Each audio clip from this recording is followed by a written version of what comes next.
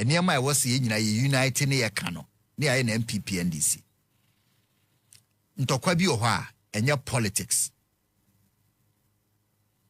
se ye nim nyansa ntokwa bi o ha ye rational fight enye politics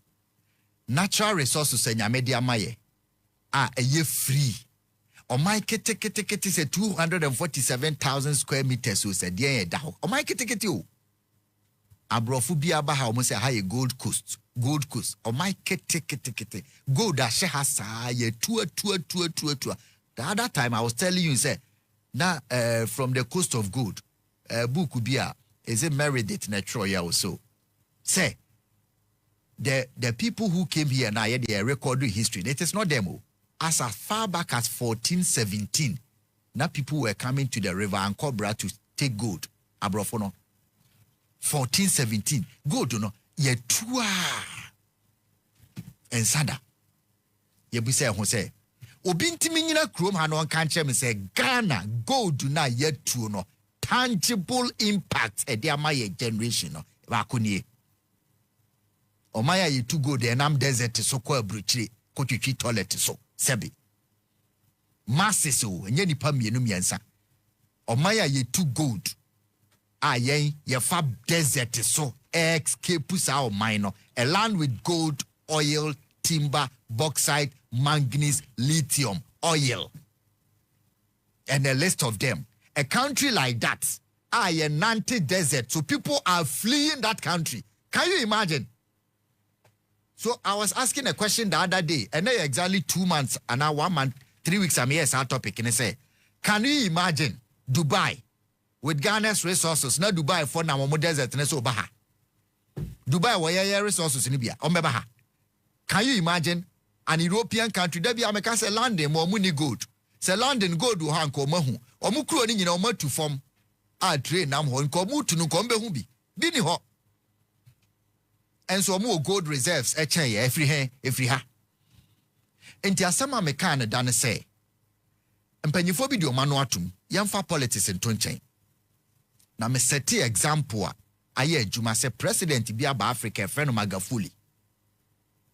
Or Tanzania. Oba odi buga se masa. Abrofo ne ye ni omo enye jojo. Self-government now, aye adwuma emo omo chen. Self-government within the shortest possible time.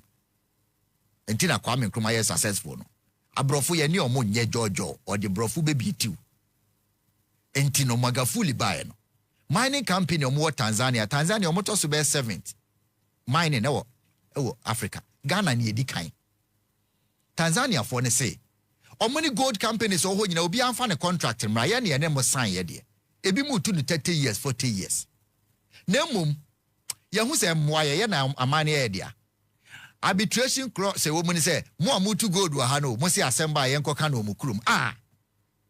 ye ya asase so na mutu gold ba ye ni mu nya asem dia ye nkoka na omukurum na ogina moa oni akura anya asem a agina moa ne say akura ne mra na omunko ne fie na omunkoka ebe ye yi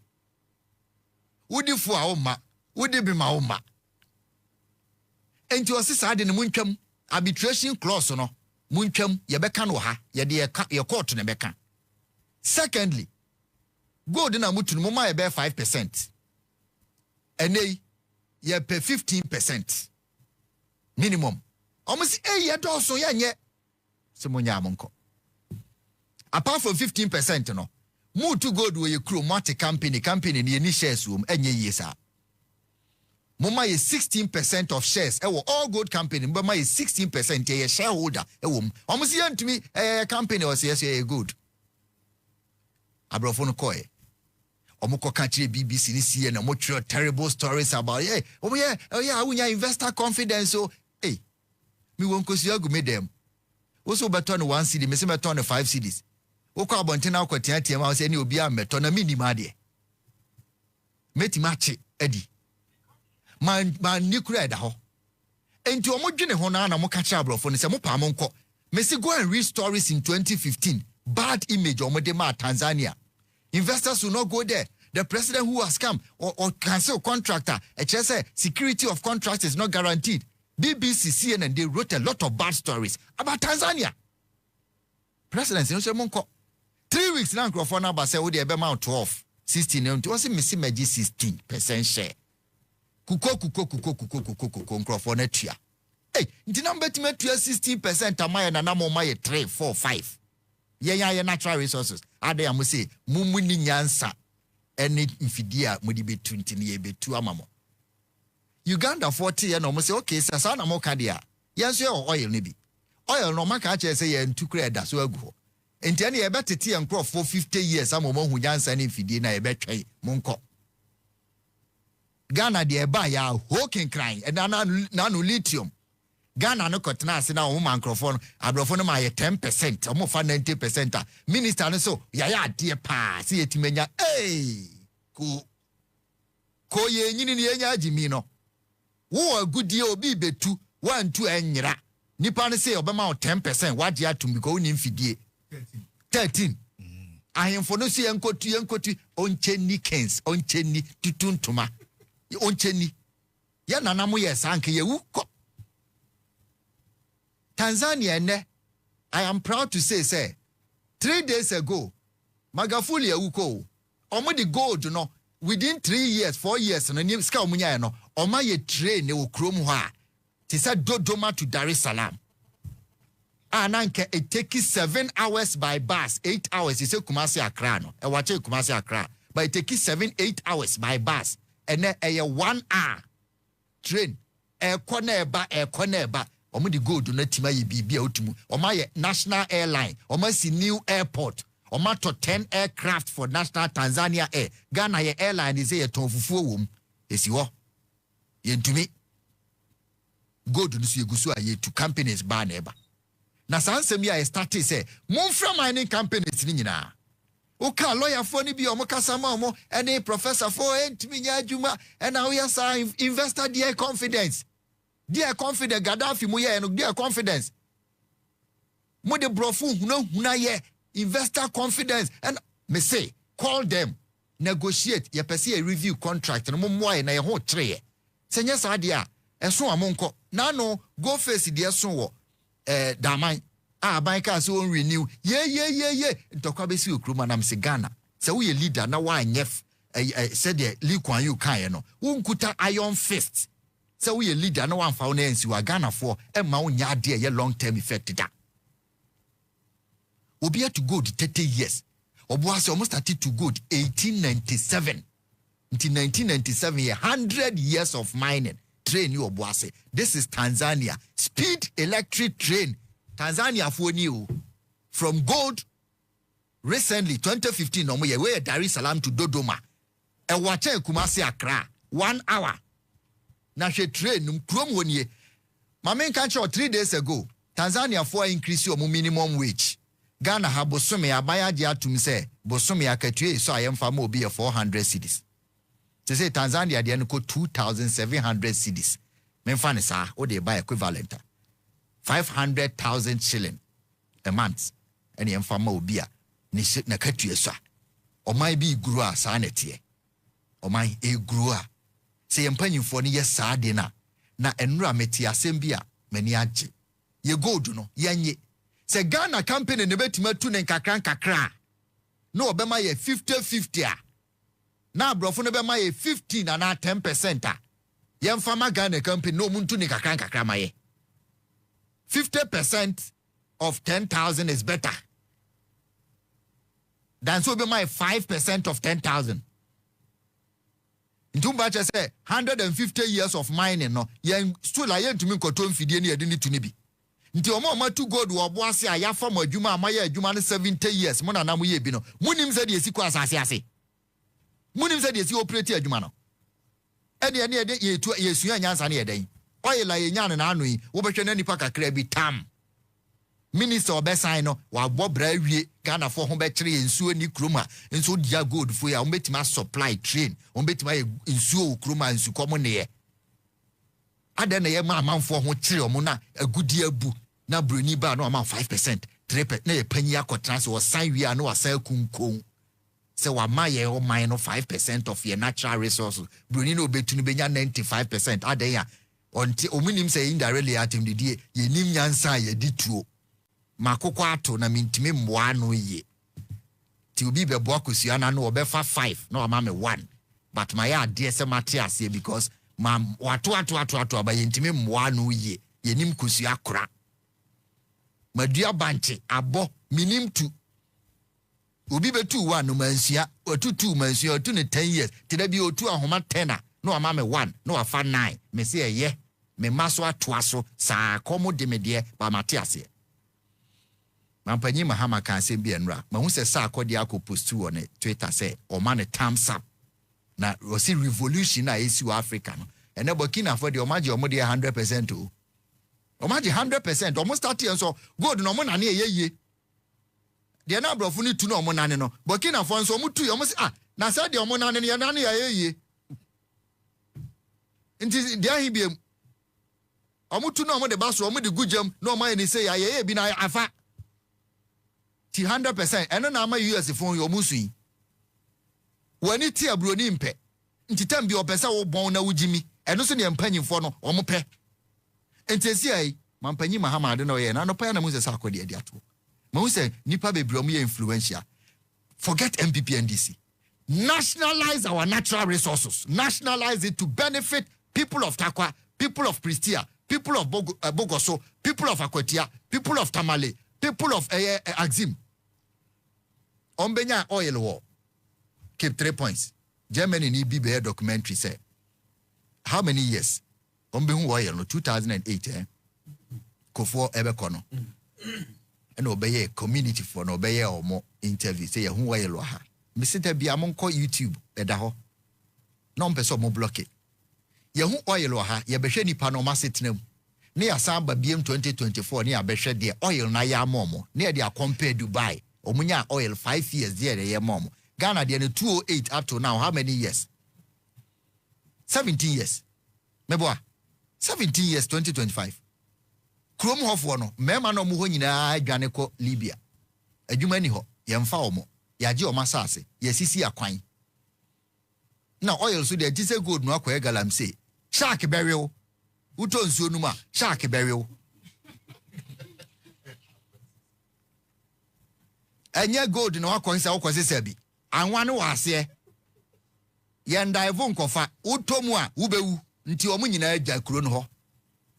omu wi ana oil spill no asa gunsuo na ni nsuo na nke mo fish no aku fish ni nyina nti omadwuma asai ama kuro na bo broni ni sa ba ho biem 2024 kuro na bo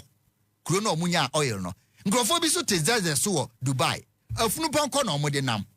omu nya oil no omaye one of the biggest airport in the world a commercial hub and Ghana ni we ne rafu okroma yesi ubenya a paid trip to Dubai or call desert to akohwe ade efe because of oil ya Jimmy o no crepa niama na ye wo ha ne ye wo oil no mu woni bi enya in quantity sam wo ba ye wo gold o mu ni bi se Dubai for na to ye gold o mu de come reserves Queen Elizabeth what you na na re ho a no wo kwa underground bunker or kohwe gold reserve o mu so too good every kwase for no omo de beba yanyi 10% 15 20 30 50 se eni mfidi a edi betu a yankoto bi ne emetena ho ntu se eni bia yenyai ne emfa manchirima dan se ebese ye nsa ase de ama omo no yentie President Mahama na me ma ne thumbs up bi mo se ebreadru se nya anu no o ka de a fight na ye fight no mampanyi asombi. And of course, the last thing I want to say before I inflict my speech on you is the issue of leveraging our comparative advantages. The time has come for Africa to unashamedly take advantage of the natural resource endowment that God has given us.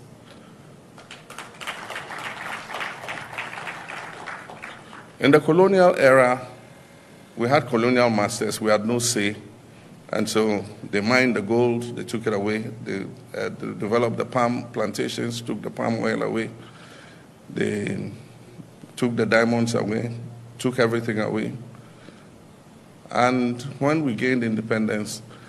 Nkrumah warned us and said colonialism might have been defeated, but we're entering the era of neo-colonialism. They don't need to bring a governor to sit here,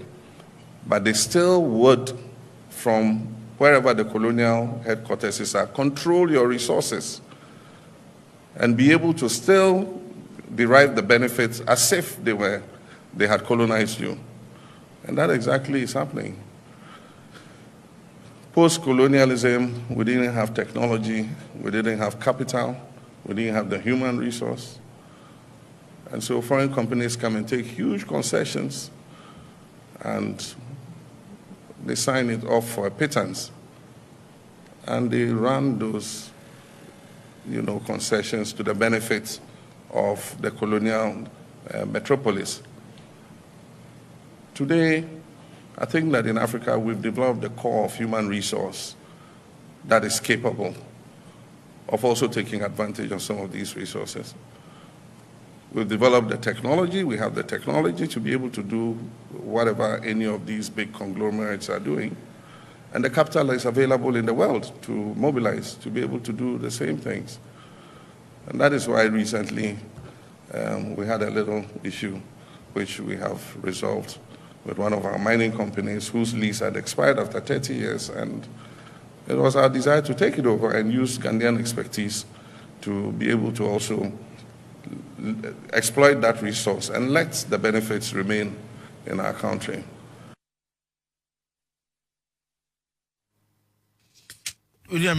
Nana, President Mahama na yete ne ka no ose na nsɛn say de hyase akra nsa na takwade no ebe list ni besi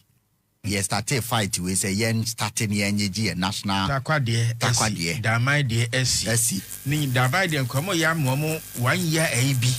na nkomo ye operation ne ye a regularize papers no benum penfo ntwam ye besre ye wura amaboa wonya kukuduro kase pase do esoje ni oba de beboa ye kro pe ene se Ghana beji agyapade nyina na edi so sabe ebu yakwase ache ye nto mra wo emra nipa na yeye na so nipa twisi samra the aircraft na ye to gold be so many over 100 years na ye ho akire ko takwa ne kono ngoni ade abobodi sabi e make sense nya sabi anim ye nchirima bedi atem se nyame ama ye bibia bi na maka ni papa nyame ame ye bibia ka kendifo papa on bebo na no ma akoye licho mi na ka 10% ahimfo mankasim kusukum ne wo ya ho ne ade jombe dienti wo ya hin jombe dienti oye sata na ye MPP aban ginapo peni sami ginapo omo me ya ni ntem na maburo ho nya adwumanye aso done man o kasa done man o pebia di omo me ya ni ntem na maburo ho nya adwumanye ye wo litio ma chese eye mineralize ka wom no nya sase bi kwa ne nya bie ye go de amanfa so amaye ne boxer ne ho koko ne de amanfa so na kanye me adom ye sabi ye ni pafunu ye ya bofunu yina etwo de we abeka ye ho a na ye rashe akwa akotu 2008 man panikofo hu oye ye nyina de nyame ase afi de nyame aka ye budget bia na se ye ntwa oye wa Ghana ye ni bi eni ntino ye budget no determined by the oil prices of world market ye ka sanse hu na nyame mai oye ni bi ni ekotu la ye se ni mfidi de betu ya mananse ho Zimbabwe mampane o wi Mugabe ehunya sanse masase me ma me sei ene ka de chronic form ni akoye se 10%. Said worker say obi kokko hu kusu asese ntine ye fa bia na amane mu 20% ba 1 out of 5 not 10%. Na Ghana ne da sutu oye no eso ye hu fa so e wo so ye nya hwe mfrim na nyame ayadom ne aye sa fucking di we sabi na se nyame ayadom am lithium na okoyera akofa 13% oba mies Ghana ho se de nyame akrokro ya me bibia bi no ye nya akandifo papa no ya hweye de beso mam da che no e bia na de na ewuko type person ne ekuye dealer minim ye wura mabo asadi no se ye adwuma mu ntwam se se na me pe gogo se kmenye ohene ne din me bo se awoya lithium project ohene ni ho na se mi de nyame ase o gogo ohene o sa gogo ni de oni o mo kai se o ya de pa ke be kai ntwo mo enkai no sadi no so mu twam nana ya da nyame so mu twam na ye wura je dem de o ka no se no mo nka sa keke we politician minimum wa kan se me de chen se o man fanya adwuma wa ka bebre fanya adwuma achade ani ade o ka nyire say 2012 no kwaje sa Jibril kanazoi 4 day ebi afede wasakra intibia no omuso waji 2 cars bi ode aba pool no obi betu agibili aba na propaganda bi keke yelin politicians ka me free akomem say ade o ka ye na ka me 1000 bi dia mema we SK amiao 1000 na so we JD Mahao o se be meja NDC wajai NDC SK o beje no se yesi me encha de me de cha we ba na ka se o beja NDC ye wasre no achade no propaganda kai bi o mo ye keke enya de ne se ebebu o man ni ye obi betu acha obi ade kwampa so kwampa obi yesu bosa yare so o fese beda na se kwampa nye ne be haye wo mo nye no ma policy se beboa ye beji agyapade ne de hye papa to ho asase se ma wo kan saban ne je awia politicians na ne to ne kese politicians na to asase a baby a me hye suku ase mpapa ni nyonko bi na no to koku ase awrabo papa ye ni ngoni ni ngo he omo sase abedu krom maso da so over 15 years ni ama ye ntoka de ne politicians na beto fofofo na kiato am ye to ayi Atimota forest kwa Ibrahim a ebo ho bai kakra ye de ato de ehwhwa ye ho no enne nipa bi ebo wura mu e mo ma to aye predi mene oju Atimota forest to apart from baby ankofo bompa ni ade nyina no ano nyina is stores nche emu enu baby asisi adan esiwo enye forest bi o nche empanifo no ntwa na mo panye ya no ene de ka me yese wo beka na say politicians as we know them no so ntwa na mo pa bi afaso maso na Ghana maburu ene ehwe se efiri kwede beka on be ye no enye we civil uprising ebrina no African Renaissance America ko sat biem amom sore Jefferson Obama president wa chini nyonko president nkunu ho na omu nyina so omu ye bi se wa hweye na ye epa ho na no sa Traore ma o man homene so ama adidi wiase nyina no ebre South Africa faso ne agye agyapade nyina ni Morocco hene akabi I was some de na emu na si wo se ye support akwa no na abibrem ensa ensore bio nti wo me oji ye hwego da no America for tu nuka oji ye ene wo ma ye yesram ema eba faso ama wo na ye to Anglo good Ashanti so many years na percentage of say na ka Ashanti man tem kompon kasa ka ukokura bia saka duah carriage na keko so je be sem penny for wo ma anya mebru be sorry okay we enye soja sem wo ma anya civil uprising mebru enfa so ma gwi se free na ekọ no ense se ye church na ho na se bi se hu sa because we den abano kwatu obi ne be wini do be wini se ni paboro for sa je be na se beja bato de se uprising na ye mpenfanti ase se de adru no ebri na ni African Renaissance Ghana ka ho you ade betwe ma Ghana di ye o da se nana yengra mu na yenhwe se de ye de de aka na nyina bebrem wonder atna se oba sanso enana boy asemo na se na mehwe Domboya Guinea 20 billion mining companies are washa se wo sisi na wa capture all foreign companies ne say process bia baba bia no ye che ne pepepe sisi kana 1 billion Ghana cedis ne yenya oba ye nyina ye che ne pepepe enti o ma sha se a wo mu sisi sa de no e wo Guinea right enti bibisa me ho se ade na in recent times wo mo ba power true atuo ni no ma bia gidigidi men kan sa true cool oba akwakwa se wo mo de ba wo mo are ready say they are ready to serve enkoba se obeba na bia organization dem reframe there bi but the nkrofo no atete wo mo aha wo mo ache for a very long time go mo hu say sa good na year 2 go Guinea boxer the whole Africa the whole world wo mo ene wo be prepare no hu sa de year 2 be tukwa emfaso no out of the 100% no na ni nyina mu ko no mo offer be just 5% no si da bia de no ye nche ne pepepe nti de na ekre yaka na o de President Mahama de ne ye mfanto ho medwe ho kwa akyi se da bi papa wa ka de wo hu da wo hu sai bi akoso a e chance de ye ka no pepepe enye out of da bi enye out of place pepepe o de ye mfa krobiti seta kwa enye mfanto ho ye mfa akwati enye mfanto ho ye mfa bogoso ye mfa pristia o de san kro nyina kohwa mu current state in terms of development ye two adinal two no o de kwota kwa na development aspect ho anya nansia na mi hu se isa company we wɔn kɔyɛ stadium baako kɔma wɔn club baako ɛwɔ hɔ a media ma sisi de bi ɔmbɔbɔ yi apart from sadeɛ no dem papa biara pen ɛna ne yɛ hu yɛ tu nti akɔ sɛ yɛ ma companies ne ba ne yɛ de percentage na ma mo sɛ mo nye nkɔ yɛn de adwin bia ne yɛ trim na mo de kɔ asɛm propro ane yɛagye nti yɛgye ade de bia ne yɛ de ayɛ to be frank baby wiase adu ne sɛ ya ma yɛ adwin nkɔ akyiri ama yɛ hu sadeɛ na yɛ etu no yɛmfa so ebenya free so no dia anwa yɛbɛtu ati bɛka asɛm yɛ aka na akɔ baba bia yɛgyina na ahyɛse na ɔka asɛm bi sɛ ɛno na abom mpanyin aba so ɔka asɛm bi sɛ ene wɔn endi club master for the past 3 months nyina no wɔn akatua ɔde side ato so nyɛ saa wɔn fa nkɔ saa ne Mahama kyei nim me check here no sɛ minister bia month bia sɛn 32,000 Ghana cedis until they multiply by 3 cra almost by 96,000 say why can't they are fine but me penny say me can't say chenche sika mati say and I funding mu yenina yenhu yema clear not na bi yanka say they no na ka sa akwa namom sika na yete no say and I funding him no obi yanhu sampa papa no one can just like that namum de okay no de chire pa ni say I oka say metal 4 months metal 3 months na hu say minister bi age say 32,000 Ghana cedis within 3 months no 96,000 nipa do was say times number of sika ebia akọ account no na asset declaration crime and stop corruption and stop corruption ko bia so oh ni ntia me kan sa ne say kan de koto me ye fine na mom no so declare na asset no bedi bone a ekwa mo fa so oh me ti ase ni ntia me kasa ne say yahu bi da ebi wa ka say an yahu bi da yahu ministers bi da yahu some aban panimfo bi da o mo declare mo de no but dey na kosi ye yanka hwe de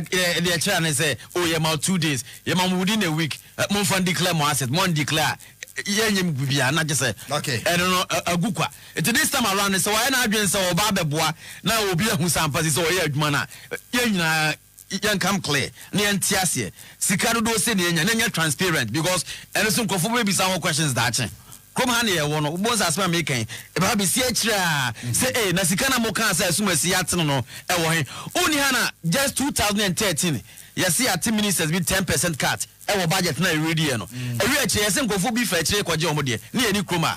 tina make us transparency there e betima ye enya adwuma okay na ehu se de ntije ne site meda se yan share ko akrata na se na ye mboso tentem na yenko ene the new republic enu adu ye dan demonstration e course so save the judiciary demo na ene da hai o mo se kai saboxes na ko demonstration no ye ba fenyo mark na sabre de so papa police ni bia so when sabo force fenyo mark so say constable born kuku na kuma ho ba bia na kuma no enne odezi so ankotwiri obi anko otefe ne tu see adi so mo prime ni mo ho be so ni ense be bring na papa no police force ye hwe na hwehwem bi enkoso kama eno e wo ho wonu Lisbon Lisbon ma hwe ni movie Spain 07 duah kwabra duah over ni say Sara Kata ne ye ayo Kata ne James Bond and nyamna meka yesi de bi so akokopim e wo mampo James Bond asokwarem I don't play James Bond free but say anadi entron friend James Bond it's not me be such a secret service okay okay Bond on him James Bond my very movies can crap in those days my very movies pa yes secret service for Britain so the fear be akopim asokore man pokuma se here no enyasem Dorchester Heights no yes so mo dey less than 1 year apart from 27 apartments no easy into no on my crash area bana code of conduct no so say sem krata kray edi aba all right Ghanaian Times the same thing timi nkomu bio sounds na nra said the usi kan na man pen code of conduct na e ha and nra so wa kan say afenyo man said the si point no ochim say collation of political parties demonstration omokoye no Ghanaian Times the banti no akwakwa say repetition and no na paper nyina no pay so far wo mo e de aba ni mu ha Daily Post so asankoya we dey o kire say yewura ya odom level kane odisa journal na kase no o kire say o man pani aya de